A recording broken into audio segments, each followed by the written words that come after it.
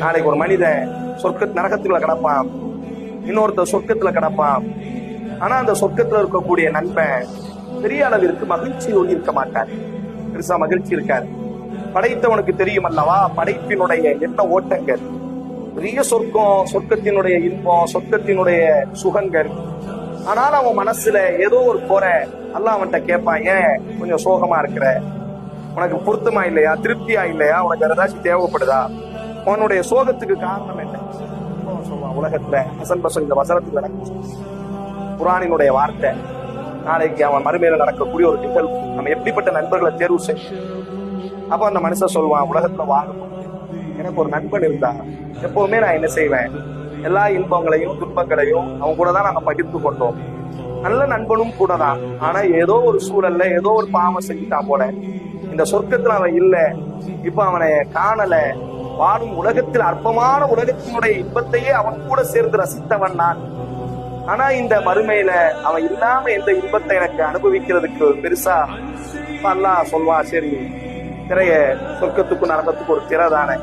அப்ப அந்த திரையை உயர்த்தும் பொழுது அங்க ஒருத்தன் என்ன செய்வான், கடப்பான். இவன் எதிர்பார்க்கக்கூடிய நண்பாங்கதான் நரகத்துல ஏதோ ஒரு பாவத்துல அல்லாஹ் அவனை நரகத்துல போட்டான். உடனே அல்லாஹ் கேட்பான், இந்த சொர்க்கவாசிட்ட உனக்கு என்ன செஞ்சா நீ திருப்தி அடைவேன்?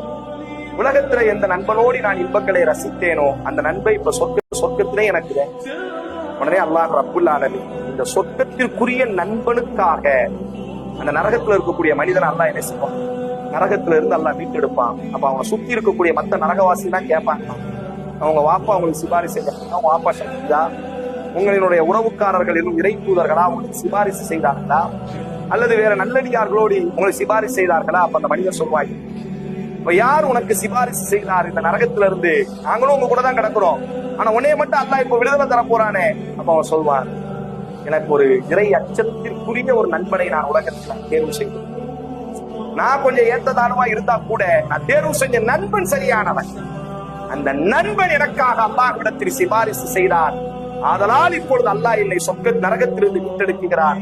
அவனை மீட்டெடுத்து அந்த நல்ல நண்பனுக்காக இவனை சொர்க்கத்திற்குள்ளாக இணைத்து வைப்பான் என்பதாக ஹசன் பஸ்ரி ரஹ்மத்துல்லாஹி அலைஹி அவர்கள் இந்த வசனத்திற்கு அல்லாஹ் சித்தாவு யௌமைன் மஹ்தூம் என்ற இந்த வசனத்திற்கு விளக்கம் கொடுக்கும். ஆதலால் அன்பான உறவுகளை, சொர்க்கத்திற்குரிய நண்பர்களை கணவன் மனைவியை தேர்வு செய்யறது எப்படி ரசூலுல்லாஹ் ஒரு வார்த்தையை சொன்னாங்களோ அதே வார்த்தையை அன்போர் கவனத்தோடு தேர்வு செய்யுங்கள்.